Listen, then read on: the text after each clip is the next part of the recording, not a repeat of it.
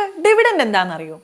ഒരു കമ്പനി തന്റെ ലാഭവിഹിതത്തിൽ നിന്ന് തന്റെ ഷെയർ ഹോൾഡേഴ്സിന് കൊടുക്കുന്ന ചെറിയൊരു പോർഷനെയാണ് നമ്മൾ ഡിവിഡൻഡ് എന്ന് വിളിക്കുന്നത്. ഞാൻ നിങ്ങൾക്കൊരു റിയൽ ലൈഫ് എക്സാമ്പിൾ നൽകാം. എനിക്കറിയാവുന്ന വ്യക്തി 10 വർഷം മുൻപ് കോൾഗേറ്റിന്റെ 2 ലക്ഷം രൂപയുടെ സ്റ്റോക്സ് വാങ്ങുകയുണ്ടായി. 10 ലക്ഷത്തിന് ഇപ്പുറം അദ്ദേഹത്തിന്റെ സ്റ്റോക്ക് വാല്യൂ എന്ന് പറയുന്നത് 10 ലക്ഷത്തിന് മുകളിലാണ്. അത് കൂടാതെ തന്നെ 20,000 രൂപയോളം അദ്ദേഹത്തിന് ഇയർലി ഡിവിഡൻഡായി ലഭിക്കുന്നുമുണ്ട്. ഇനി അദ്ദേഹം FDയിലാണ് ഈ ഒരു തുക ഇൻവെസ്റ്റ് ചെയ്തിരുന്നെങ്കിൽ അദ്ദേഹത്തിന്റെ 2 ലക്ഷം ഇന്നും 2 ലക്ഷം രൂപ തന്നെയായിരിക്കും. ഇൻട്രസ്റ്റ് ഇനത്തിൽ അദ്ദേഹത്തിന് 1.5 ലക്ഷം രൂപ ലഭിക്കുകയും ചെയ്യും.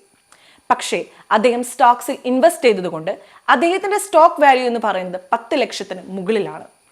ഇവിടുത്തെ ഒരു പ്രത്യേകത എന്ന് പറഞ്ഞാൽ അദ്ദേഹത്തിന് ബാങ്കിൽ നിന്ന് ലഭിക്കുന്ന ഇൻട്രസ്റ്റിനേക്കാൾ വളരെ കൂടുതലാണ് അദ്ദേഹത്തിന് ഇയർലി ലഭിക്കുന്ന ഡിവിഡൻഡ്.